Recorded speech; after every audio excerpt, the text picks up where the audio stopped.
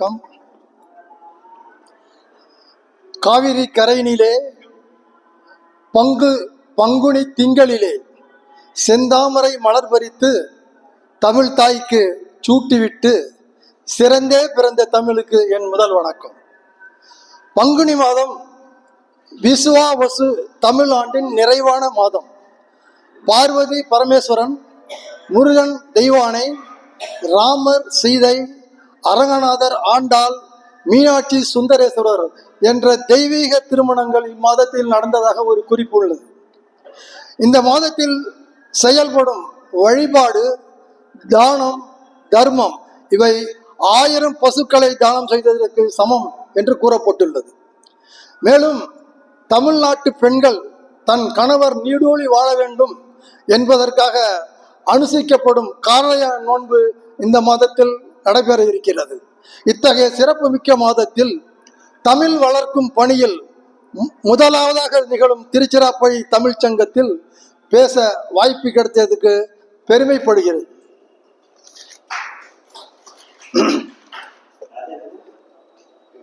சிரித்த முகம் அமைதியின் இருப்பிடம், ஆக்கத்தின் பிறப்பிடம், கடமையில் கண்ணியம், பிறரை பாராட்டும் நற்பண்பு கொண்டவரும் சங்க நிகழ்ச்சிகளில் புதுமை செய்து புகழ் பெற்று கொண்டிருக்கும் திரு உதயகுமார் பெரியசாமி அவர்களே, அமைச்சர் அவர்களே, நாங்கள் நீடூழி வாழ்க, உங்கள் தமிழ் தொண்டு துருவ நட்சத்திரம் போல் பிரகாசிக்கும் என்று கடவுளை பிரார்த்திக்கிறேன். அடுத்து நமது துணைத் தலைவர் திரு சைலாபதி ஐயா அவர்கள், துணைத் தலைவர்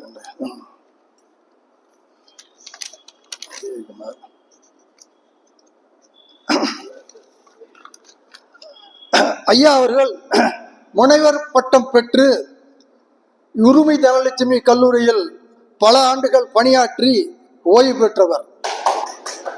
திருமதி சைலாபதி அவர்கள் அன்பிற்கு இலக்கணமானவர். கோபம் என்ற சொல்லே அவரிடம் கோபிக்கும், அந்த அளவுக்கு அன்பும் பொறுமையும் கொண்டவர். தமிழுக்கு அமுதென்று பெயர், அந்த தமிழ் எங்கள் உயிருக்கு நேர் என்ற பாடலுக்கு சொந்தக்காரரும், சாகித்ய அகாடமி விருது பெற்ற பாவேந்தரின் படைப்புகளை பறைசாற்றி கொண்டிருக்கும் புரட்சி பாவேந்தர் பேரவை என்ற அமைப்பை திருச்சியில் நிறுவி தொடர்ந்து தொண்டாற்றி கொண்டிருக்கிறார். அவர்களுக்கு என்னுடைய வணக்கம். அடுத்த 2 பேர் வரல. இங்கு திரளாக வந்திருக்கும் என் உற்ற நண்பர்களே, கவிஞர் கோவிந்தசாமி ஐயா அவர்களே, கவிஞர் மாரிமுத்து அவர்களே, சகோதர சகோதரிகளே, திருச்சி ஃபாஸ்ட் நியூஸ் உரிமையாளர் பாபு அவர்களே, தமிழ்ச்சங்க ஊழியர்கள் அனைவருக்கும் என் உணங்கலந்த மாலை வணக்கம். நான் பேசக்கொண்ட தலைப்பு சங்க இலக்கியத்தில் தொடர்பு உண்டு என்பதால் சங்க இலக்கியத்தை பற்றி ஒரு சிறு தொகுப்பு ஏற்புடையதாக இருக்கும் என நினைக்கிறேன். சங்க இலக்கியங்களை 2ஆக பிரித்திருக்கிறார்கள். சங்க காலம், சங்கம் மருவிய காலம். சங்க காலம் என்பது கிபி 5க்கு முன் உள்ளது. சங்க மருவிய காலம் கிபி 5லிருந்து 9 என்று பிரித்திருக்கிறார்கள். முதற் வரிசையில் மற்றும் மிகவும் பழமை வாய்ந்தது அகத்தியம், தொல்காப்பியம். அகத்தியத்தின் மெயின் இது என்னவென்றால், முதல் இடை கடை சங்கங்களில் போற்றப்பட்டது. இயல் இசை நாடகம் 3க்கும் இலக்கணம் வகுத்த நூல் அகத்தியம். அடுத்தது தொல்காப்பியம். தமிழ் மொழியில் எழுத்து, சொல், பொருள் ஆகியவர்களுக்கு விதிமுறைகளையும் தமிழர்களின் வாழ்க்கை, அறம் மற்றும் பண்பாட்டை எடுத்துரைக்கும் இலக்கணம் மற்றும் இலக்கியம் கலந்த நூல் தொல்காப்பியம். தொல்காப்பியரும் அவரது 12 சீடர்களும் அகத்தியரின் மாணாக்கர்களாக இருந்தார்கள் என்று ஒரு குறிப்பு இருக்கிறது. தற்பொழுது சங்கம் மருவிய காலம். சங்கம் மருவிய காலத்தில் 18 மேல்கணக்கு நூல்கள். அவை என்ன? 8 தொகை, 10 பாட்டு. இந்த பாடல் 4 வரிக்கு மேல் உள்ளதால் இவை மேல்கணக்கு நூல்கள் என்றும், இவை காதல், வீரம், வாழ்க்கை பற்றியது. இது 5 வகையான நிலப்பரப்பில் வாழும் மக்களை பற்றிய தொகுப்புகளையும் கொடுத்துள்ளது. அடுத்து 18 கீழ்கணக்கு நூல்கள். தமிழரின் நீதி, நெறி, அறம், வாழ்வியல் பற்றிய நூல்கள். இந்த பாடல்கள் 4 வரிக்கு உட்பட்டது. இரண்டுக்கும் உள்ள வித்தியாசம், இது 4 வரிக்கு உட்பட்டது, மேல்கணக்கு நூல்கள் 4 வரிக்கு மேல்பட்டது. இவை இரண்டும் அறம், பொருள், இன்பத்தையே வலியுறுத்துவது. அதனால்தான் நாலடியாரை குட்டி திருக்குறள் என்று கூட சில ஆசிரியர்கள் குறிப்பிட்டுள்ளார்கள். நாலடியார் அண்ட் திருக்குறள் இதர் என்றிருக்கும் ஒரு பழமொழி உண்டு. ஆளும் வேலும் பல்லுக்குருதி, நாளும் இரண்டும் சொல்லுக்குருதி என்பது. இது நாலடியாரையும் திருக்குறளையும் குறிக்கும். அடுத்து திருக்குறள் நான் பேசப்போக தலைப்பில் கொடுத்திருக்கிற 8 வித்துக்களும் திருக்குறளில் எல்லா வகையான பாடல்களும் பாடப்பட்டுள்ளது. இருந்தாலும் திருக்குறளுக்கும் நான் சொல்லக்கூடிய 8 வித்துக்களுக்கும் வேறு வித்தியாசம் இருக்கின்றன. அதை நான் அந்த டயத்தில் உங்களுக்கு சொல்லுகிறேன். திருக்குறளில் பாரதியார் வள்ளுவன் தந்தை உலகினுக்கே தந்து வான்புகழ் கண்ட தமிழ்நாடு என கூறி, தமிழ்நாடு வானளவு புகழ்ந்ததற்கு காரணம் இந்த திருக்குறள் தான் என்று கூறியிருக்கிறார்.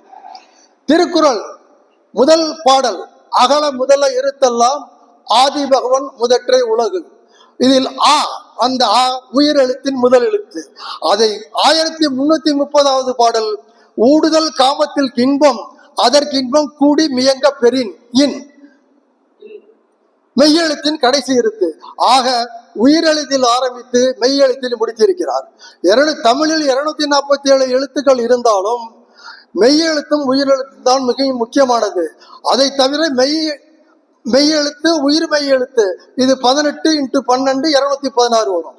216 + 18 + 12 + ஒரே ஒரு இது அது ஆயுத எழுத்து. ஆக மொத்தம் 247 எழுத்து இருக்கிறது. இதில் ஆ அண்ட் இன் மிகவும் முக்கியமானதாக படுகிறது. மேலும் 4 உறுதி பொருள்களாகிய அறம், பொருள், இன்பம், வீடு என்பதில் திருக்குறளில் வீடு பேறு பற்றி எந்த தனி குறிப்பும் இல்லை. ஆனால் பல குறள்களில் அதன் பெருமையை எடுத்துரைத்திருக்கின்றார். உதாரணமாக பிறவி பெருங்கடல் நீந்துவர் நீந்தார் இறைவன் அடி சேராதார், இது ஒரு பாடல். என் சிற்றறிவுக்கு எட்டிய வரை திருவள்ளுவர் வீட்டிற்கு ஏன் அதிக முக்கியத்துவம் கொடுக்கவில்லை, அதை தனியாக ஒரு பாலாக ஏன் கூடவில்லை என்றால், வீடு பேர் என்பது அறம், பொருள், இன்பத்திற்கு அப்பாற்பட்டது, இறைவன் அடி சேருவது. ஸோ அதை பற்றி அதிகமாக பேச வேண்டாம் என்று நினைத்திருக்கிறார் தெரியாது. நான் அதிகம் தமிழ் படித்தவன் அல்ல, அதனால என்னுடைய சிற்றறிவு கேட்ட என்னுடைய ஒரு குறிப்பை உங்கள்கிட்ட சொல்லியிருக்கேன். வீடு பேர் என்பது இறப்பு பிறப்பு சுழற்சியில் இருந்து விடுதலை பெற்று இறைவனோடு ஒன்றும் நிலை வீடு பேர். இதைதான் சொர்க்கம் என்றும் நரகம் என்றும் கூறுகிறார்கள். சொர்க்கம் என்பது இறைவனின் நெருக்கத்தையும், நரகம் என்பது இறைவனிடம் உள்ள பிரிவையும் குறிக்கும். இது ரெண்டும் குறிக்கும். இதற்கு நகைச்சுவையாக நான் ஒரு கதை சொல்லலாம் என்று நினைக்கின்றேன். ஒரு கணவன் மனைவி உரையாடல். கணவன் மனைவி உரையாடலில் பேசிக்கொண்டிருக்கும் பொழுது கணவன் சொல்கிறான், நமது உயிர் போனதற்கு அப்புறம் நான் சொர்க்கம் போவேன் என்கின்றான். மனைவி சொல்கிறான், நானும் தான் சொர்க்கம் போவேன் என்கின்றாள். அப்பொழுது அந்த மனைவி கேட்கிறாள், சொர்க்கம் என்றால் என்ன, நரகம் என்றால் என்ன என்று. அவர் சொல்கிறாள், நான் சொர்க்கத்திற்கு சென்றால் அங்கே 3 ரம்பா, ஊர்வசி, மேடகா என்ற 3 அழகிகள் என்னை அந்த சொர்க்கத்திற்குள் கூட்டி செல்வார்கள், அதுதான் சொர்க்கம் அப்படின்னு. அவங்க யாரு அப்படின்னா, இந்திரனோட சபையில நடனம் ஆடுகிற அழகுள்ள பெண்கள். ஸோ அப்போ இந்த மனைவி கேட்குற, அப்போ நான் போனாலும் எனக்கு அவங்க வருவாங்களா அப்படின்னு சொல்லிட்டு உடனே புருஷங்கார சொல்றான் அந்த அம்மாகிட்ட, நீ போனா அவங்க எல்லாம் வரமாட்டாங்க, உனக்கு ஒரு கருங்குரங்கு தான் வரும் அப்படின்னு. உடனே அந்த அம்மா யோசிச்சு பார்த்துட்டு, அங்கேயும் நீங்க தானா அப்படிங்கிறான். புரியுதா? இது மாதிரி சொர்க்கம் நரகத்துக்கு உள்ள வித்தியாசம் இதுதான். 18 கீழ்கணக்கில் உள்ள நூல்களில் மொத்தம் 11 அறநூல்கள், 6 அகநூல்கள், 1 புறநூல். இந்த 18 நூல்களில் திருக்குறள் நாலடியார் மிகவும் பழமையானது. அதை பற்றி நான் ஏற்கனவே கூறிவிட்டேன். அடுத்து உள்ள நூல்களில் நான்மணிக்கடிகை, பழமொழி 400, திருக்கடிகம், சிவபஞ்சமூலம், ஏலாதி, ஆசாரக்கோவை, இன்னா 40, இனியவை 40, முதுமொழி காஞ்சி என்ற 9 நூல்கள் அடங்கும். ஸோ 9 + நாலடியார் திருக்குறள் 11 ஆயிடுச்சு. அகப்பொருளை பற்றி நான் இங்கே பேச நான் ஆசைப்படவில்லை. இந்த அறப்பொருளை மட்டும் பேசலாம் என்று நினைக்கின்றேன். இந்த நாலடியார் திருக்குறள் தவிர பாக்கி இந்த பெயர் கொடுத்த நான்மணிக்கடிகை ஒவ்வொன்றும் ஒவ்வொரு சிறப்பானது. அதை எழுதிய ஆசிரியர்கள் அவர்களுக்கு உண்டான பாணியில் எழுதியிருக்கிறார்கள். நான்மணிக்கடிகை என்பது என்னவென்றால் மணி போன்ற 4 நீதியை உணர்த்துவது. இது நான்மணிக்கடிகை. அடுத்தது பழமொழி 400. ஒவ்வொரு பாட்டிலும் ஒரு பழமொழியை சொல்லி நீதியையும் அறத்தையும் வலியுறுத்தும் பொருளாக அந்த பழமொழி 400 அமைந்துள்ளது. உதாரணத்திற்கு சொல்ல வேண்டும் என்றால் அதில் 8வது பாடல் 400 பாம்பின் கால் பாம்பரியம், பாம்பின் கால் பாம்பரியம். இதற்கு அர்த்தம் என்னவென்றால் பாம்பு செல்லும் தடத்தை அந்த இன்னொரு பாம்பு மட்டும்தான் கண்டுகொள்ள முடியும், மனிதர்களால் கண்டுபிடிக்க முடியாது என்பதுதான் அதோடைய. அதை அப்படியே மனிதர்களோட இதுக்கு கம்பேர் பண்ணும்போது அறிவுடைய பெரியோரின் பெருமை அறிவுடைய பெரியவருக்கு தான் தெரியும். இதுதான் அதில் கூட்டியிருக்கிற ஒரு பழமொழி. 400 கூடி அழுத்தமாக சொல்ல வேண்டியது அறிவோரின் பேரின் உள்ள பொருளை பெருமையை இன்னொரு அறிவோர் தான் அறிய முடியும் என்பதுதான். அடுத்தது திருக்கடிகம். திருக்கடிகம் என்பது சுக்கு, மிளகி, திப்பிலி. இது நமக்கு தெரிந்ததுதான். இது மருத்துவம் குணம் கொண்ட 3 பொருள்கள். இந்த 3 பொருள்களை வைத்து அதில் ஒவ்வொரு பாட்டிலும் 3 வகையான நீதிகளையும் ஒழுக்கத்தையும் தெரியப்படுத்துகிறார்கள். இது திருக்கடிகம். அடுத்தது சிறுபஞ்சமூலம். சிறுபஞ்சமூலம் என்பது இதே மாதிரி சுக்கு, மிளகு, திப்பிலி மாதிரி வேர்களை 5 வேர்களை கொண்டு தயாரிக்கப்படும் ஒரு மருந்து. அந்த மருந்தும் மக்களுக்கு எப்படி உதவுகிறது என்பதை, அதன் வேர்கள் என்னவென்றால் கண்டங்கத்திரி, சிறுவாழ்துறை, சிறுமல்லி, பெருமல்லி, நெருஞ்சில். இந்த 5ம் அந்த வேர்களினுடைய இதை சொல்லி அது மூலியமாக ஒழுக்கத்தை வலியுறுத்துவது. இது திருபஞ்சமூலம். அடுத்தது ஏலாதி. ஏலாதி என்பது ஏலம், லவங்கைக்காய், சிறுதானிய பூ, அதில் சுக்கு, மிளகு, திப்பிலி இதை எல்லாம் சேர்த்து 6 பொருள்களாக தூக்கி 6 விதமான ஒழுக்க நீதிகளை மக்களுக்கு அறிவுறுத்துகிறது. இனியவை 400. இனியவினாவிற்கு முன்னாடி இன்னா 400. இன்னா 400 என்றால் தேவைப்படாத, இன்னா 400 என்றால் மக்களுக்கு தீய ஒழுக்கத்தை கொடுக்கக்கூடிய, நாம் பேசக்கூடாத ஒரு 40 பாடல்களை பற்றி இன்னா என்று சொல்லிவிடுவது. அதன் ஆசிரியர் எப்படி என்றால் இன்னா என்ற சொல்லை 40 பாடல்களிலும் வரும்படி எழுதியிருக்கிறார். ஒவ்வொரு பாடலிலும் இன்னா இன்னா என்று வரும். அது அந்த புலவருடைய ஒரு பெருமைக்குரியது. அடுத்தது இனியவை 40. இன்னா 40ஓட அதாவது எதிர்மறை என்று சொல்லுவாங்களே, அதுதான் இது இனியவை 40. இதில் நல்ல எண்ணங்கள், நல்ல இதை பற்றி சொல்லுவது. அது முதுமொழி காஞ்சி என்ற இன்னொரு முக்கியமான நூல் உள்ளது. இந்த முழுமதி காஞ்சியும் அதே மாதிரி தான் அந்த எழுதிய புலவர் அது 10 அதிகாரமாக பிரித்து பாடியிருக்கிறார். 10 × 10 100 பாடல்கள். அதில் ஒவ்வொரு அதிகாரத்திலையும் முதல் பாடல் ஆர்களி உலகத்து மக்களுக்கு என தொடர்பு. இதை உணர்த்துவது என்னவென்றால் மக்களுக்கு கற்றதை விட ஒழுக்கம்தான் சிறந்தது என்பது. இந்த 11 நூல்களும் அறநூல்கள். அடுத்தது அறம் என்றால் என்ன என்ற கேள்விக்கு நாம் ஒரு விளக்கத்தை கொடுத்தால் இன்னும் நன்றாக இருக்கும் என்று நான் எதிர்பார்க்கிறேன். அறம் என்பது அரு என்ற வினையில் இருந்து பிறந்தது. அதாவது அழுக்காறு, அவா, வெகுளி, இன்னாச்சொல் என்ற 4ஐயும் தவிர்த்து வாழ்க்கையில் வாழ்நெறி நல்ல முறையில் வாழ்வதுதான் அறம். மனிதர்கள் உள்ளும் புறவும் தூய்மையடையும் ஒழுக்கம்தான் தலை சிறந்தது என்பது கோடிட்டு காட்டிய சில பாடல்கள் திருக்குறளில் இருக்கின்றது. ஒழுக்கம் விருப்பம் தரலாம், ஒழுக்கம் உயிரினும் ஓம்பப்படும் என்ற குறள். ஒழுக்கம் விருப்பம் தரலாம், ஒழுக்கம் உயிரினும் ஓம்பப்படும் என்ற குறள் மிகவும் முக்கியமான குறள். ஏனென்றால் நான் பேச போற தலைப்பு ஒழுக்கத்தை பற்றது.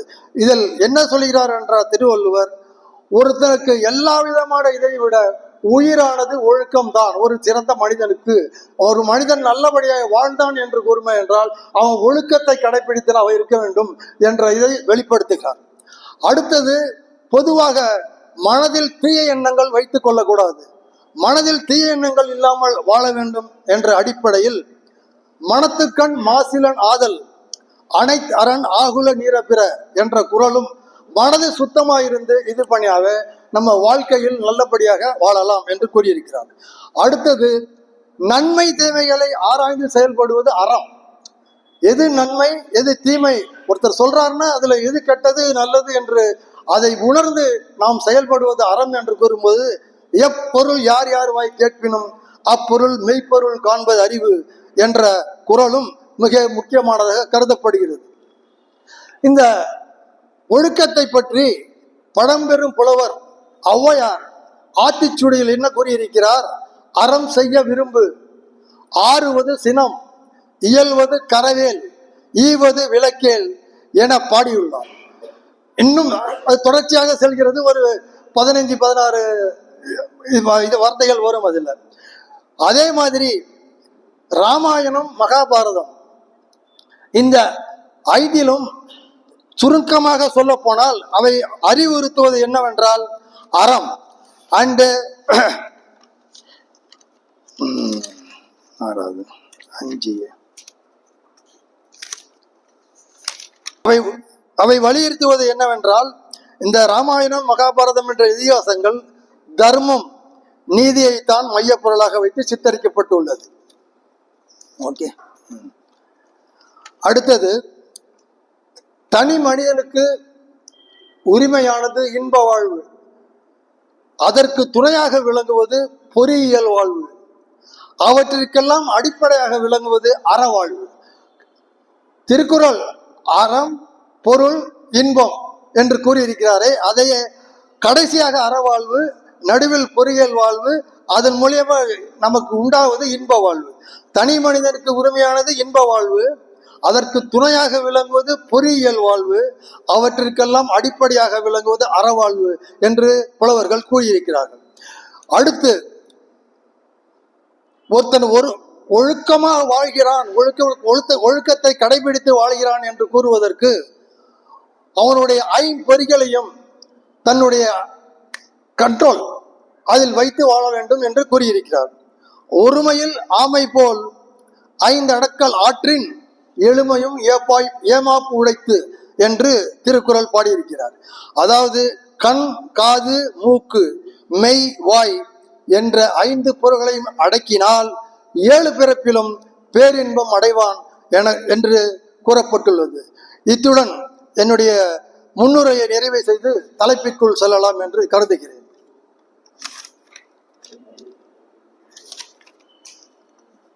நான் பேச எடுத்த தலைப்பு 8 வித்துக்கள். 8 வித்துக்கள் என்றால் 8 விதமான நல்லொழுக்கம், முக்கியமான பண்புகள், மனிதனுக்கு தேவைப்பட்ட பண்புகள்.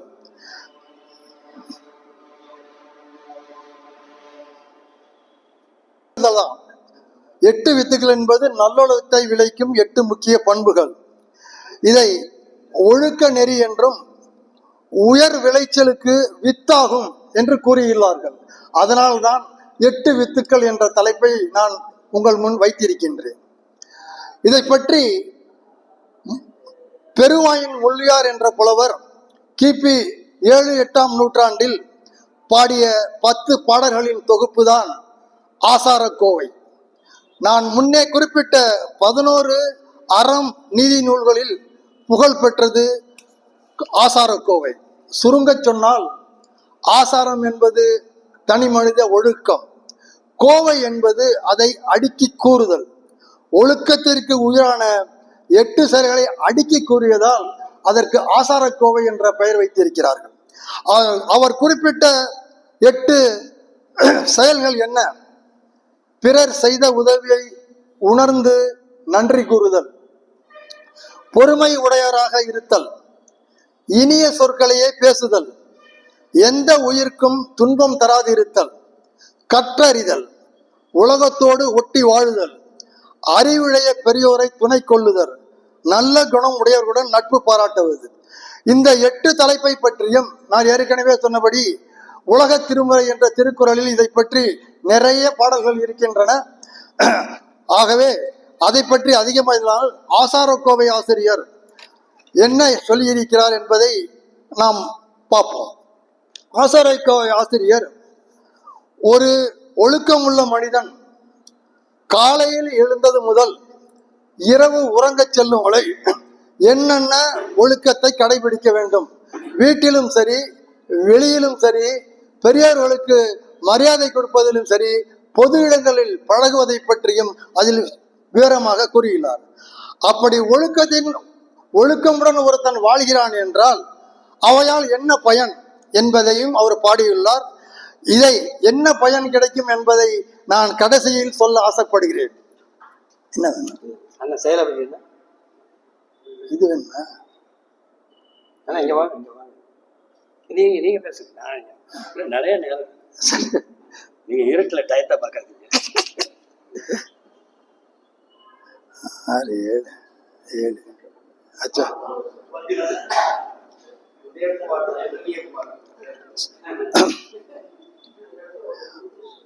ஒழுக்கத்துடன் வாழ்வதால் என்ன பயன் என்பதை பற்றி பாடியுள்ளார். அந்த முக்கியமான அந்த ஒழுக்கத்துடைய பயனை நான் என்னுடைய முடிவுரையில் கடைசியாக சொல்கிறேன். நான் பேசப்போவது ஒன்றும் புரிதில்லை. எல்லாம் நம் மலையிலிருந்து இரவு வரை செய்யக்கூடிய, மனிதர்களுடைய பழகக்கூடிய, நண்பர்களுடன் பேசக்கூடிய சாதாரண தலைப்பு தான். இதில் இந்நூலின் தனி சிறப்பு என்னவென்றால், தனி மனித ஒழுக்கத்தை பற்றி நீதி நூல்கள், திருக்குறள், நாலடியார் போன்ற நீதி நூல்களில் சொல்லப்படாத சில விஷயத்தை தெளிவாகவும் தமிழர்களின் பண்பாட்டிற்கு ஏற்ற வகையாகவும் பாடியுள்ளார். அதுதான் திருக்குறளுக்கும் அதில் உள்ள நீதி நூல்களில் ஒன்றாகிய ஆசாரக்கோவைக்கும் உள்ள பெரும் வித்தியாசம். ஆசாரக்கோவையை பாமர மக்கள் புரிந்து கொள்ளும் வழியிலும் எளிய நடையிலும் இனிய தமிழிலும் கவிஞர் மாணிக்கவாசகன் என்பவர் புத்தகமாக வெளியிடுத்தியுள்ளார். அப்படி இருக்கும் பொழுது 100 பாடல்களை பற்றி பேசுவதற்கு காலம் அனுமதி இருக்காது என்ற காரணத்தினால் சில முக்கியமான ஒழுக்கத்தை அறிவுறுத்தும் பாடல்களின் சரத்தை பற்றி இப்பொழுது நாம் பார்க்கலாம். முதலாவதாக, தாய் தந்தைக்கு காலையில் எழுந்ததும் அவர்களை தொழுவது. இது மிகவும் முக்கியமான ஒரு பொருளாக அதில் குறிப்பிட்டுள்ளார். பெற்றோரை தொழுவது எப்படி என்றால், காலையில் பிரம்ம முகூர்த்தம் என்று சொல்கிறார்களே, சூரியன் உதயத்திற்கு முன்னாடி 1.5 மணி நேரம். நமது நண்பர்கள் கூட சில பேர் பிரம்ம முகூர்த்தம் என்று சொல்வார்கள். பிரம்ம முகூர்த்தம் என்றால் சூரியன் உதயம் ஆவதற்கு முன்னாடி அந்த திருமணத்தை நடத்துவது, அது நல்ல நேரம் என்று நினைத்து அதில் வைப்பார்கள் அந்த திருமண நேரத்தை. பெற்றோரை தொழுக, விடியல் காலையில் எழுந்து அன்று செய்ய வேண்டிய நற்பணிகளையும் நம் நினைக்கணும். மனசுல எந்திரிச்சதும் நம்ம மனசுல இன்னைக்கு என்னென்ன நல்ல பணிகளை செய்ய போகிறோம், உயர்ந்த பொருள் பற்றி சிந்திப்பது, பின் தாய் தந்தையரை வணங்குவது. இது முக்கியமான பிதா மாதா பிதா பிது தெய்வம் குரு தெய்வம் என்று சொல்லுவது போல இதில் முதலில் தாய் தந்தையரை வணங்க வேண்டும். அப்படி பார்க்கும்போது திருவள்ளுவர் எழுதிய திருக்குறள் உலகமறை என்று கூறினாலும் நமது இந்தியாவில் முக்கியமாக இந்துக்கள் அதிகம் வசிக்கும் இடம் நேபாள். அதில் கிட்டத்தட்ட 80லிருந்து 81 விழுக்காடுகள் இந்துஸ். அதற்கு அடுத்தபடியாக தான் நமது இந்தியா, அதில் 79லிருந்து 80%. ஆகவே அவர் எழுதியது எல்லா நாட்டு மக்களுக்கும் பொருத்தமாக இருந்தாலும் அது மிகவும் மிக மிக முக்கியமான ஒரு நூலாக நம் தமிழ்நாட்டில் கொண்டாடப்பட்டு வருகிறது. அந்த தமிழ்நாட்டில் திருவள்ளுவர் எழுதிய அந்த பிரதி கவர்மெண்ட், சென்னையில் உள்ள கவர்மெண்ட் அந்த இது சொல்றாங்கல்ல, லைப்ரரி சொல்லுவாங்க, அதில் வைக்கப்பட்டுள்ளது, காப்பாக வைக்கப்பட்டிருக்கிறது என்று ஒரு குறிப்பு சொல்லப்பட்டிருக்கிறது. அடுத்தது தாய் தந்தையரை வணங்கிய பிறகு அடுத்து கடவுளை தொழுவது எப்படி? அதே மாதிரிதான். விடியற் காலையில் எழுந்து பல் துலக்கி கண் முகம் கழுவி தூய்மை செய்து கொண்டு அவரவர் முறைப்படி இறைவனை தொழ வேண்டும். அவரவர் முறைப்படி என்று சொல்வது என்னவென்றால், நமது இந்திய நாட்டிலே இந்துக்கள் இருக்கிறார்கள், கிறிஸ்தவர்கள் இருக்கிறார்கள், மேலும் இஸ்லாமியர்கள் இருக்கிறார்கள். ஒவ்வொருவருடைய வழிபாடு முறை வேறு வேறு. ஆகவே அதற்கு ஒத்து போகும்படியாக நம் இந்துக்களில் சரியான ஒரு இது கிடையாது. எப்ப வேணாலும் வணங்கலாம். காலையில் வணங்க வேண்டும், இரவு வணங்க வேண்டும். அதே மாதிரிதான் கிறிஸ்டியன்ஸுக்கும். ஆனா இஸ்லாமியர்கள் மட்டும் ஒரு நாளைக்கு 5 வேளை தொழுக வேண்டும் என்ற ஒரு நல்ல ஒரு பிடிப்பை வைத்து அவர்கள் உலகம் முழா உள்ள முஸ்லிம்கள் ஒரு நாளைக்கு 8 தடவை 5 தடவை அல்லாவை தொழுகிறார்கள். இது மிக முக்கியமானது. கிறிஸ்தவர்களுக்கும் நமது இந்துக்களுக்கும் அந்தபடியான 5 வேளை 4 வேளை என்ற இது கிடையாது. அவர்கள் எப்ப வேணாலும் தொழலாம், ஆனால் காலை மாலை தொழ வேண்டும் என்று அதில் கூறியிருக்கின்றார். அடுத்து முதலில் பெற்றோரை வணங்கிவிட்டாச்சு. அடுத்தது யார வணங்கணும், கடவுளை தொழுதாச்சு. அடுத்தது தோற்றி தொழுக பெரியோரை. மா, பிதா, குரு, தெய்வம், இந்த 4 பேர்களையும் நாம் தோற்றி தொழுக வேண்டும். மன்னன், கற்பித்த ஆசான், பெற்ற தாய் தந்தை, உடன் பிறந்த மூத்தோர் ஆகியோரை கடவுள் போல தொழ வேண்டும். ஆனால் இந்த ஆசார கோவைக்கும் நடப்பில் உள்ள இதற்கும் ஒரே ஒரு வித்தியாசம் என்னவென்றால், மா, பிதா, குரு, தெய்வம்.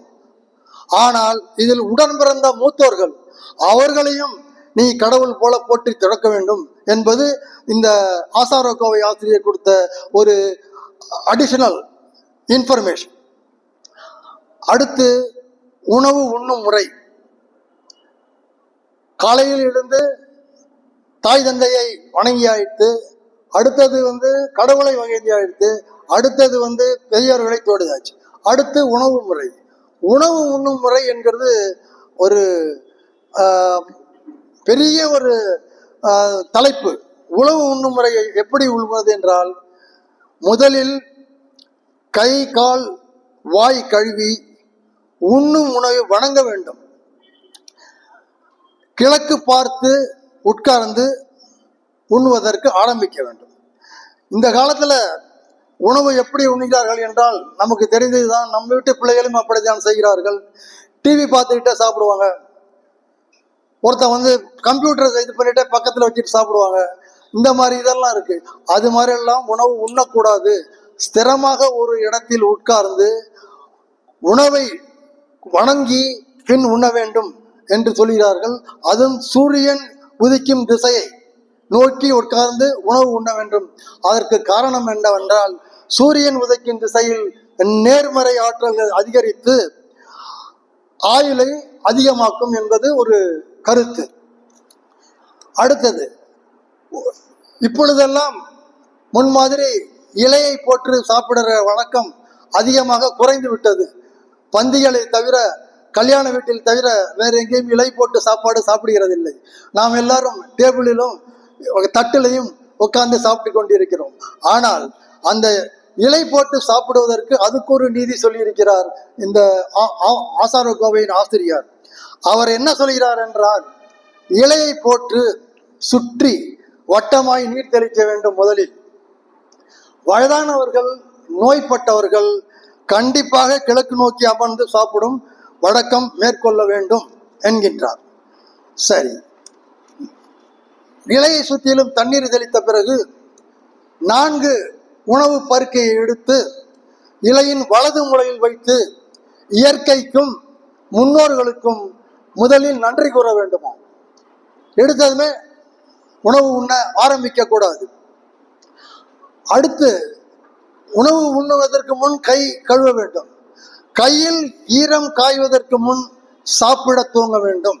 கையில் ஈரம் காய்வதற்கு முன் சாப்பிட தூங்க வேண்டும்.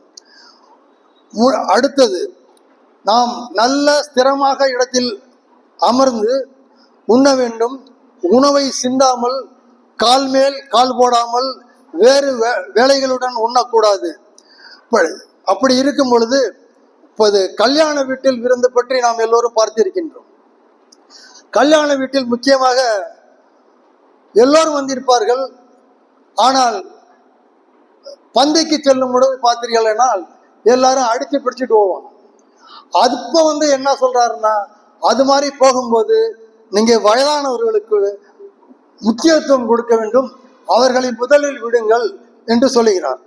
வந்திருக்கும் விருந்தினர், வயதில் முதிர்ந்தோர், பசு, பறவைகள் முதலில் உணவு உண்ண தர வேண்டும். நாம் சாப்பிடுவதற்கு முன்னாடி இவைகளுக்கெல்லாம் முதலில் உணவு கொடுத்து தான் தாண்ட வேண்டும். அதனாலதான் இப்ப நம்ம எல்லாம் என்ன பண்றோம், இந்த அமாவாசை டயத்துல சாப்பிட்றதுக்கு முன்னாடி காக்காக்கு காக்கான்னு கூப்பிட்டு நம்ம இது கொடுக்கிறோமே, அதோட இதுதான் இதையும் வலியுறுத்தி இருக்கிறார்.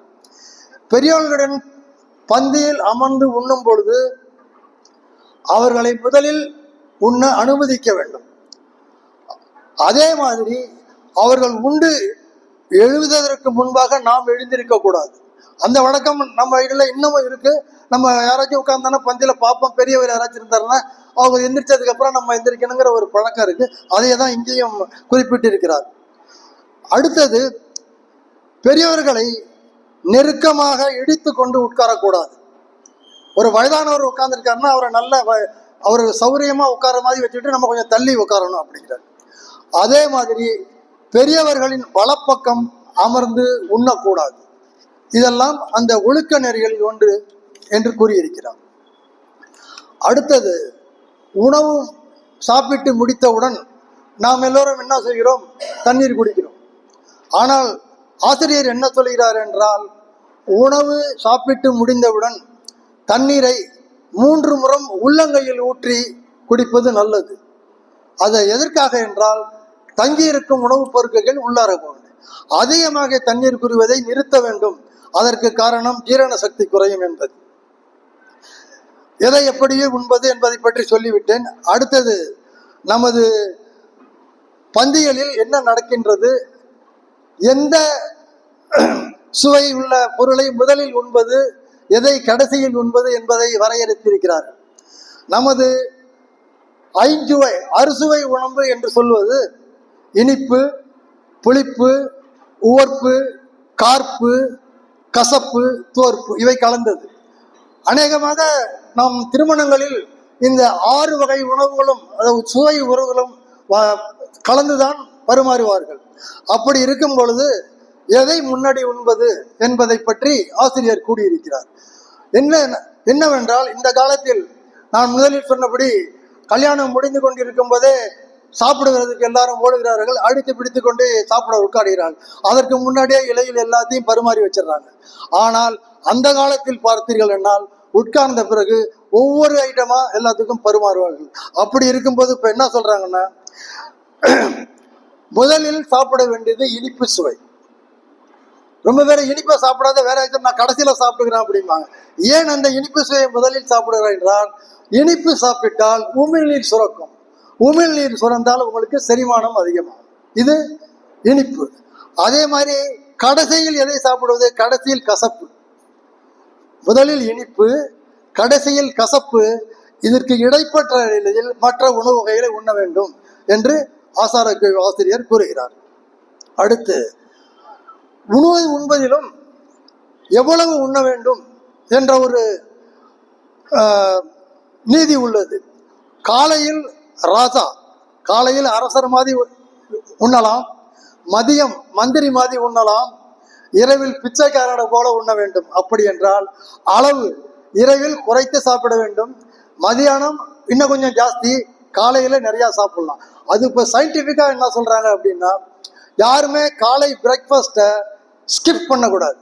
அதற்கு காரணம் என்னவென்றால், நாம் அதிகமாக 8-9 மணி நேரம் வயிற்றில் ஒன்றும் இல்லாமல் இருந்து காலையில் எழுந்ததும் சிறிய அளவு சாப்பிட்டால் உடல் நோய் வரும். அதற்காகத்தான் காலையில் உணவு சிற்றுண்டியை நல்லபடியாக சாப்பிட வேண்டும். அதே மாதிரி நீங்கள் சாப்பிடக்கூடிய பழ வகைகள் இருக்கு பாருங்க, அதை காலை சிற்றுண்டிக்கு அப்புறம் தான் சாப்பிடணும். சில பேர் மத்தியானம் சாப்பிட்டுட்டு சாம்பார், ரசம், மோர் எல்லாம் சாப்பிட்டுட்டு ஒரு வாழைப்பழத்தை சாப்பிடுவாங்க. அது மாதிரி சாப்பிடக்கூடாது. ஏன்னா அது அஜீரணத்தை உண்டாகும். காலையில் சாப்பிட்டுட்டு டிஃபன் முடிச்சதுக்கு அப்புறம் அரை மணி நேரம் கழித்து பழ வகைகள் எதா இருந்தாலும் சாப்பிடலாம். அது உடலுக்கு ரொம்ப நல்லது என்று கூறியுள்ளார். அடுத்து காலையில் இறைவனை கும்பிட்டாயிற்று, பெற்றோர்களை கும்பிட்டாகிவிட்டது. காலையில் குளிப்பது எப்படி என்பதை பற்றி ஒரு சிறிய தொகுப்பு. நீராடும் முறை. இந்த நீராடும் முறை எப்படி என்றால், இந்த காலத்தில் எல்லாம் அப்பார்ட்மெண்ட்டு அது மாதிரி சின்ன இடத்தில் இருக்கிறோம். அதனால நமக்கு டாய்லெட்டு, பாத்ரூம் எல்லாம் ஒரு அப்பார்ட்மெண்ட்டுக்குள்ளே இருக்கு. அந்த காலத்தில் இது மாதிரி கிடையாது. அப்பார்ட்மெண்ட்டுக்கு பெரிய வீடாக இருந்தாலும் அந்த வீட்டுக்கு பின்புறம் அவர்களுக்கு கழிப்பிடம் அல்லது குளியிடம் இது வைத்திருப்பார்கள். இப்பொழுது வேற வழி கிடையாது. அதனால இந்த நாகரிக பண்பாட்டோடு நம்ம வாழ்ந்து கொண்டிருக்கிறோம். அப்பொழுது பழைய காலத்தில் குளிப்பதற்கு என்பது வீட்டில் பாத்ரூம் கிடையாது. எல்லோருமே நீர்நிலைகளில் தான் குளிப்பார்கள். குளம், ஆறு இது போன்ற இடத்தில் தான் குளிப்பார்கள். அதற்கு இந்த ஆசிரியர் ஒரு விதி குறித்துள்ளார். என்னவென்றால், நீர்நிலைகளில் எல்லோரும் குளிப்பார்கள், அங்கே நீந்தி குளிக்க கூடாது. நீர்நிலைகள் நம்ம பசங்க என்ன பண்றாங்க, போனதும் டைவ் அடிப்பானோ, அந்த மாதிரி பண்ணக்கூடாது. நீரை அள்ளி வாய் கொப்பளித்து அதை நீரிலேயே உமிழக்கூடாது. அடுத்தது, தண்ணீரில் அமைந்து கிடக்கக்கூடாது.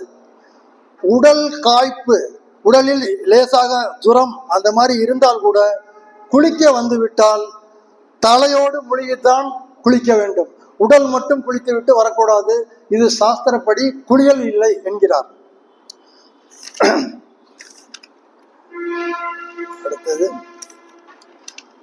அடுத்தது உறக்கம்.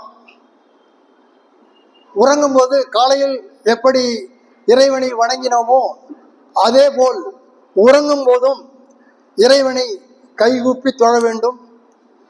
காலில் தண்ணீருடன் படுக்கையை மிதிக்கக்கூடாது. வடக்கு மற்றும் 2 திக்குகள் சேரும் மூலையில் தலை வைத்து படுக்கக்கூடாது. இதற்கு சயின்டிபிக் ரீசன் சொல்றாங்க. அந்த மேக்னெட்டிக் அப்பல்ஷன் சொல்றாங்களே, அது மாதிரி இருக்கு. பட் அது அந்த காலத்திலே சொல்லியிருக்காங்க, வடக்கில் படுக்கக்கூடாது, 2 திக்குகள் சேர்ற மூலையிலேயும் தலை வைத்து படுக்கக்கூடாது என்று கூறியுள்ளார்.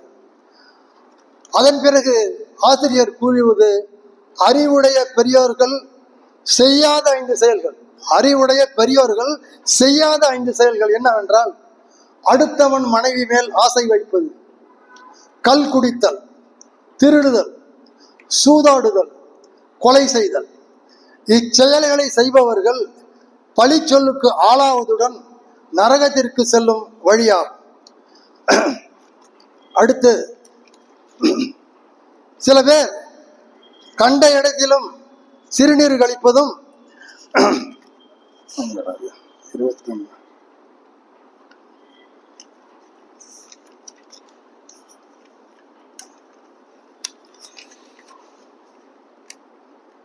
கண்ட இடத்தில் எச்சில், சிறுநீர், மலம் கழிக்காதீர்கள் என்று அறிவுரை செய்கிறார். அது எந்தெந்த இடத்தில் நாம் இந்த மாதிரி தப்பு செய்யக்கூடாது என்பதற்காக, பசும்புல் படர்ந்த இடம், பயிர் விளைகின்ற நிலம், பசுஞானம், சுடுகாடு, புதைக்குழி, பலர் நடந்து செல்லும் பாதை, புனித நீர்த்தடகம், கோவில், நிழல் தரும் இடம், மாட்டுத் தொழுவம், சாம்பல். இந்த இடத்தில் நாம் கண்ட இடத்தில் எச்சில் துப்புவதோ அல்லது சிறுநீர் கழிப்பதோ செய்யக்கூடாது என்று கூறுகிறார். அடுத்து, வாழ வேண்டியவர்கள்.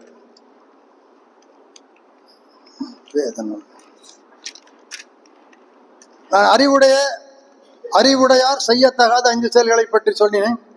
அடுத்து மிக முக்கியமானது, எல்லோருக்கும் தெரிந்ததுதான், இருந்தாலும் இந்த ஆசிரியர் அதை மிக தெளிவாக கூறியுள்ளார்.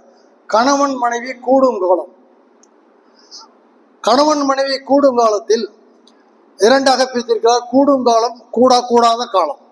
கூடுங்காலம் என்பது மாத விளக்கான 3 நாளும் மனைவியின் முகத்தை ஏறி கூட பார்க்கக்கூடாது. நீராடிய நாள் முதல் ஈர் 6, அதாவது 12 நாளும் மனைவியை விட்டு நீங்காதல் இருக்க வேண்டும். இது கணவன் மனைவி கூடுங்காலம். கணவன் மனைவி கூடா காலம் என்னவென்றால் நடுப்பகல், காலை மாலை, நள்ளிரவு மற்றும் திருவோணம், திருவாதிரை, பௌர்ணமி, அஷ்டமி திதி, பிறந்த நாட்கள். இந்த நாட்களில் கூடுதலை பெரியோர் ஒப்புக்கொள்ள மாட்டுகிறார். அடுத்து வேத நூல் ஒழிக்க விளக்களிக்க வேண்டிய நாள்கள். நார்மலாக எப்பொழுது பார்த்தீங்கன்னா பெரிய பெரிய கோவில், ஸ்ரீரங்கம், உறையூர், இங்கெல்லாம் இந்த கிரகணம் என்று ஒன்று வரும் பொழுது அந்த 4:30 6 கிரகண டயத்தை நடை அடைப்பு என்று சொல்வார்கள். அந்த நடை அடைப்பு எதற்காக என்றால் அந்த நேரத்தில் தேவர்களை வழிபடுவது, வேத நூல் ஓதுவது சரியான இது இல்லை. அதற்காக என்னென்ன சொல்கிறார் என்றால் அஷ்டமி, அமாவாசை, பௌர்ணமி, துக்கம் 14ஆம் நாள், மன்னருக்கு துன்பம் வந்த காலம், நிலநடுக்கம் ஏற்பட்ட நாள், இடி இடிக்கும் நேரத்திலும் வேதம் ஓத விளக்கு அளிக்க வேண்டும் என்று ஆசிரியர் கூறியிருக்கிறார். அடுத்தது தர்மம் செய்ய தகுந்த நாட்கள் என்ன? தர்மம் செய்வதற்கு நாள் ஒன்றும் தேவையில்லை, எந்த நேரத்திலும் தர்மம் செய்யலாம். ஆனால் முக்கியமாக உகந்த நாட்கள் என்று சொல்லக்கூடியது திருமண நாள், கடவுளுக்கு உகந்த பண்டிகை நாள், பிதிர்களை நினைக்கும் நாள், தாய் தந்தையை நினைக்கும் நாள், விழா கோலம், வேள்வி பூஜை, விருந்தளிக்க உகந்த நாட்கள் என்று ஆசிரியர் தெளிவுபடுத்தியுள்ளார். அடுத்து விருந்தளிக்க விரும்பி செய்ய வேண்டியது சொல்லியாச்சு. அடுத்தது விருந்தினருக்கு விரும்பி செய்ய வேண்டியவை என்ன? அவர்களை சிரித்த முகத்தோடு வரவேற்றல், இன்சொல் பேசுதல், கால் கழுவ தண்ணீர் கொடுத்தல், இருக்க மனையும் படுக்க பாயும் தங்க இரவும் தருதல். இந்த 4 முக்கியமான கருத்துக்களை திருவள்ளுவர் 1330 பாக்களில் 2 மலர்களை பற்றி தான் அவர் குறிப்பிட்டுள்ளார். ஒன்று அனிச்சம், இன்னொன்று குவளை. அனிச்ச மனத்தை சொல்லும் பொழுது விருந்தினரை பற்றிய இது. அதை அனிச்ச மலர் எப்படி முகந்து பார்த்ததும் அது வாடி விடுகிறதோ, அது மாதிரி விருந்தினரை வரவேற்கும் பொழுது உங்கள் முகம் சிரித்து நல்ல வார்த்தைகளை கூறி அவர்களை அழைக்க வேண்டும் என்று கூறியிருக்கிறார். அதே மாதிரி குவளை மலர் என்பது தலைவியின் கண்களை அலையிட்டு ஒப்பிட்டு திருக்குறள் பாடிய பாட்டல். அதில் நம்முடைய தலைப்பிற்கு தேவையில்லை. அடுத்தது வாழ வேண்டியவர்கள். யார் வாழ வேண்டியவர்கள் அவசியமா? எல்லாரும் தான் வாழ்றாங்க. யார் வாழ வேண்டியவர்கள்? அந்தனர், தவம் செய்யும் துறவிகள், தாய்மை பேருடையவர்கள், நோயுற்று இருப்பவர்கள், வயதானவர்கள், பச்சிளம் பாலகர்கள், பசுக்கள், பெண்கள், இவர்களே வேலி போல நாம் பாதுகாக்க வேண்டும். இது ஒரு பெரிய ஒழுக்கம் என்று கூறுகிறார். அடுத்து கோவிலுக்கு செல்கிறோம், அரசவைக்கு செல்கிறோம். அப்படி இருக்கும் பொழுது அரசனா ஆண்டவனா யாரை வணங்குவது முதலில்? இதை மிகவும் தெளிவுபடுத்தியுள்ளார் ஆசிரியர். அரண்மனைக்கும் கோவிலுக்கும் சென்று அங்கு இவர்களை தவிர வேற யாரையும் நாம் வணங்கக்கூடாது. அரசவையில் அரசனுக்குத்தான் நீங்கள் வணக்கம் செய்ய வேண்டும். அதே மாதிரி ஆண்டவன் கோயிலுக்கு செல்லும்போது ஆண்டவனுக்கு மட்டும்தான் நீங்கள் வணக்கம் செல்ல வேண்டும். அதே போல மன்னர் சமயத்தில் ஊர்வலம் வருவார். அப்போது கடவுளோடு ஊர்வலமாக வந்தாலும் அங்கு அரசனை வணங்கக்கூடாது, தெய்வத்தை தான் வணங்க வேண்டும், மன்னரை அல்ல என்று அரசனா ஆண்டனா என்ற இதை விளக்கியுள்ளார். அடுத்து பிள்ளைகள். நல்ல பிள்ளைகளுக்கு அடையாளம் என்ன? நல்ல பிள்ளைகளுக்கு அடையாளம் என்பது நம்ம நிறைய தமிழ் பேச்சாளர்கள் அதை பற்றி நிறைய பேசியிருக்கிறார்கள். இருந்தாலும் முக்கியமானது இந்த நூலில் குறிப்பிட்டிருப்பது, ஆசிரியர் பாடம் கற்றுத்தரும்போது சந்தேகங்களை உடனுடன் கேட்க வேண்டும். வகுப்பு முடிந்தவுடன் கேட்கக்கூடாது. இதை பற்றி நமது நகைச்சுவை இமயம் திருவாரூர் சண்முக வடிவேலு ஐயா ஒரு சிறிய கதையை சொல்லியிருக்கிறார். அவர் சொன்னதை கேட்டு நான் உங்களுக்கு இப்பொழுது சொல்லுகிறேன். அவர் ஒரு வகுப்பு நடத்தி கொண்டிருக்கும் பொழுது தீபாவளியை பற்றிய கதை, நகாசுரன் அது மாதிரி கதையை இது பண்ண அந்த நேரத்தில் இவர் சொல்லியிருக்கிறார், இந்த ரண்யாட்சன் என்ற அரக்கன் பூமியை பாயாக சுட்டி எடுத்துக்கொண்டு கடலுக்கடியில் போய் ஒளிந்து கொண்டான். அதை மகாவிஷ்ணு வராக அவதாரம் எடுத்து மீட்டார் என்று சொல்லியிருக்கிறார். உடனே அந்த பையன், ஐயா இதை பூமியை பாயா சுட்டிட்டான்னு சொன்னீங்க, அவர் எங்கே இருந்து விட்டு சுட்டினார்னு கேட்டிருக்கான். அவன் கேட்ட கேள்வி சரியான கேள்வி. வாத்தியாருக்கு பதில் சொல்ல தெரியல. என்னடா அது நம்மளை சங்கடத்தில் வச்சுட்டானேன்னு சொல்லிட்டு, என்னடா எப்படி தப்பிக்கலான்னு சொல்லிட்டு என்ன பண்ணியிருக்காரு, அவனை ஏய் நேற்று ஒழுக்கம் உடமையில 2 திருக்குறள் படிச்சுட்டு சொன்ன, படிச்சுட்டு வந்தியாடா? அவன் இல்லை சார் அப்படின்னா, ஏறுறா பெஞ்சில் அப்படின்னு. அவன் பெஞ்சில் ஏறும்போது என்ன பண்ணியிருக்கான், பக்கத்தில் இருக்கிறவன்ட்ட ஏதோ முணுமுணுத்துட்டு மேலே ஏறி இருக்கான். என்ன இவர் வாத்தியார் எதோ முணுமுணுத்துட்டு ஏறாருன்னு சொல்லிட்டு அந்த பக்கத்தில் இருக்கிற பையனை, என்னடா அவன் முணுமுணுத்துட்டு ஏறான் மேலே அப்படின்னு கேட்டாரான். சார் அவன் சொல்றான், நமக்கு தெரியலன்னு நம்ம தான் பெஞ்சு மேலே ஏறணும், வாத்தியாருக்கு தெரியலனாலும் நம்ம தான் பெஞ்சு மேலே ஏறணும், இதுதான் மணமக்களோட இது அப்படின்னு சொல்லி அதை ஒரு இதா சொல்லிட்டார். அதே மாதிரி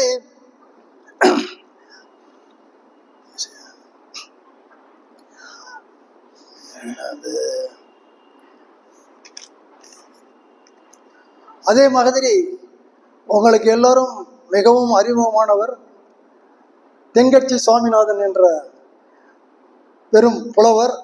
அவர் அந்த காலத்தில் தினமும் இந்த நாள் இனிய நாள் என்ற தலைப்பில் அலைபேசியில் ஒவ்வொரு நாளும் ஒவ்வொரு கதை சொல்லுவார். அதற்கு அவர் என்ன சொல்லியிருக்கிறார், நீங்கள் பெற்றோர்களுக்கு உதவி செய்ய வேண்டும். ஆசிரியர் சொல்லியிருக்கிறார், பெற்றோர்களுக்கு உதவி செய்ய வேண்டும், அவர்கள் என்ன தொழில் பண்ணாலும் அதுக்கு நீங்கள் உறுதுணையாக இருக்கணும் அப்படின்னு பேசியிருக்கார். அப்படிங்கும்போது ஒரு பையன் சொல்லியிருக்கான், சார் நான் எங்கள் அப்பாவுக்கு எல்லாமே செய்கிறேன், எல்லா உதவியும் பண்ணுறேன், அவர் செய்கிற வேலைக்கெல்லாம் நான் கூடவே இருக்கேன் அப்படின்னு. அவர் உடனே ஆசிரியர், ரொம்ப நல்லதுப்பா, உன்னை மாதிரி தான் எல்லாரும் இருக்கணும் அப்படின்னாரு. அடுத்து உங்கள் அப்பா என்ன பண்ணுறாரு அப்படின்னு கேட்டார். அவர் சும்மா தான் இருக்காரு. புரியுதா? இது மாதிரி சிரிப்பு புன்னகை உள்ள தொழில்களை தென்கட்சி சுவாமிநாதன் மிகவும் அழகாக சொல்லியிருக்கிறார். அடுத்து எவரையும் குலம் ஜாதி பெயர் வைத்து கூப்பிடக்கூடாது. பழைய காலத்தில் கிராமத்தில் இருந்த இந்த பழக்கம் இப்பொழுது மறைந்து விட்டது. இருந்தாலும் அந்த காலத்தில் இருந்த இதை நம் தொடரக்கூடாது என்பதற்காக இந்த ஒரு எவரையும் சாதி பெயர் வைத்து கூப்பிடக்கூடாது என்று சொல்லியிருக்கார். அடுத்தது கணவன் மனைவி, கணவனோட ஒழுக்கம். நான் பேசிக்கொண்டிருப்பது ஒழுக்கத்தை பற்றி. கணவன் மனைவி ஒழுக்கம், அதை என்ன தலைப்பில் சொல்கிறார் என்றால், அவளும் பெண் தானே, யாரு மனைவி. என்ன சொல்கிறார் என்றால், மனைவி இளம் வயதில் எஜமானி, நடு வயதில் கூட்டாளி, தள்ளாத வயதில் தாய் என்ற பொறுப்பில் இருக்கிறார். மனைவி என்பவள் கணவனுக்கு மிகவும் உரிமை உடையவள் தான் என்றாலும், கற்பு கொண்ட தமிழ்நாட்டு மனைவிகள் தன் கணவனையே தெய்வமாக வணங்குகிறார்கள். அதற்கு திருக்குறளில் தெய்வம் தொழால் தொழுதெழுதுவாள் பெய்யென பெய்யும் மழை, அதை மாதிரி கணவனையே வணங்குறவர்கள் ஆணையிட்டால் மழை பெய்யாத இடத்திலும் மழை பெய்யும் என்று கூறியிருக்கிறார்கள். அப்படி இருக்கும் நிலையில் சில கணவன்மார்கள் விலை மாதர் வீடே கதி என கிடப்பார்கள். அந்த சூழ்நிலையில் ஆசிரியர் என்ன சொல்கிறார், மனைவியும் ஆசையும் வேறாகிவிட்டால், இவன் எப்படி விளைய மாதர் வீட்டில் போய் தங்கியிருக்கிறானோ அது மாதிரி மனைவியின் ஆசையும் வேறாகிவிட்டால் என்ன நடக்கும், பின் விபரீதம். அதனால் வேண்டாம் விலை மாதிரி வாழ்க்கை என்கிறார். அடுத்து நாம் பொன் போல போற்ற வேண்டியவை தன் உடல் நலம், மனைவியின் சுகம், காப்பாக வைக்கப்பட்ட அடைக்கல பொருள்கள், பிற்காலத்திற்கு சேர்த்து வைத்த செல்வம், இவைகளை பொன் போல பாதுகாக்க வேண்டும். இது எதற்காக சொல்கிறாள் என்றால், இப்பொழுது நாம் நிறைய இடத்தில் நிறைய குடும்பத்தில் அப்பா அம்மா சம்பாதித்த சொத்தை பிள்ளைகள் எல்லாம் பிடுங்கி கொண்டு அவர்களை நடுரோட்டில் விட்டு விடுகிறார்கள். உதாரணத்திற்கு ரேமான்ஸ் சிங்கானியா, அவர் போல யாரும் இருந்தது கிடையாது, அவர் போல யாரும் கஷ்டப்பட்டதும் கிடையாது. அவருக்கு ஒரு குறுகிய காலத்தில் தான் இறந்து போயிட்டார். அந்த பையன் அவனை வீட்டை விட்டு அனுப்பி ஹெலிகாப்டரில் டிராவல் பண்றவர். அவரை வீட்டை விட்டு வெளியில் அனுப்பிச்சு ஒரு லாட்ஜில் போய் தங்கி அவர் இறந்து விட்டார். அடுத்தது பொன் போல போற்ற வேண்டிய இவைகள். அடுத்து உழைப்பே உயர்வு என்கிறார். எப்படி ஆக்கமுள்ள எறும்பு உயராது உழைத்து உணவு தேடுகிறதோ, தூக்கணாங்குருவி விடாமுயற்சியோடு பாதுகாப்பாக கூடு கட்டுகிறதோ, காக்கை தன் இனத்தை கூவி அழைத்து உண்கிறதோ, அதுபோல ஊக்கம், விடாமுயற்சி, ஒப்புரவை கடைபிடித்து வாழ்ந்தால் ஒழுக்கம் எப்படியும் உயரும் என்கிறார். இந்த ஒழுக்க நெறிகளுக்கெல்லாம் விதிவிலக்காக சில பெயர்களை குறிப்பிட்டுள்ளார். அதில் அயல் நாட்டார், பிச்சைக்காரன், முதியோர், சிறியவன், உயிரற்றவன், பயந்தவன், உணவு உண்பவன், அரசன் ஆணையை மேற்கொள்பவன், மனம் முடிக்க போகிறவன், இவர்களை சூழ்நிலைக்கு ஏற்றபடி இவர்களுக்கு ஒழுக்க நெறியிலிருந்து விளக்கு கொடுக்கலாம் என்று கூறுகிறார்கள். நான் முன்னாடி கூறியது போல் இந்த ஒழுக்க நெறிப்படி வாழ்ந்தால் நமக்கு என்ன பயன் கிடைக்கும்? இதுதான் மிக முக்கியமான ஒரு ஒழுக்க நெறிப்படி நாம் வாழ்ந்தால் உயர் குடியில் பிறக்கும் பெருமை கிடைக்கும், நீண்ட ஆயுள் காலம் கிடைக்கும், அழகிய தோற்றம் கிடைக்கும், நிலத்திற்கு உரியோராதல், சொல்லாட்சி, செல்வ செழிப்பு, கல்வி அறிவு, நோயற்ற வாழ்வு. இந்த ஒழுக்கத்தை கடைபிடித்து வாழ்பவர்கள் இந்த 8 வகையான நல்ல 8 வகையான எண்வகை சிறப்பினையும் அடைவார்கள், பெறுவார்கள். அதை நீங்கள் எல்லோரும் பெற வேண்டும் என பிரார்த்தித்து வாழ்த்துகிறேன். நான் பேச எடுத்த தலைப்பு ஒழுக்கம். 7:30 மணி வரையும் எனக்கு கொடுத்த டைம். ஆனால் அதை தாண்டி நான் பேசினால் அந்த ஒழுக்கத்தை நான் மீறியவனாக ஆகிவிடுவேன். ஆகையால் இறுதியாக நான் சொல்வது, காலமோ சுருக்கம், தலைப்போ ஒழுக்கம். இனியும் நான் பேசினால் உங்களுக்கு ஏற்படும் சுணக்கம். பேசி முடிக்கிறேன். வணக்கம்.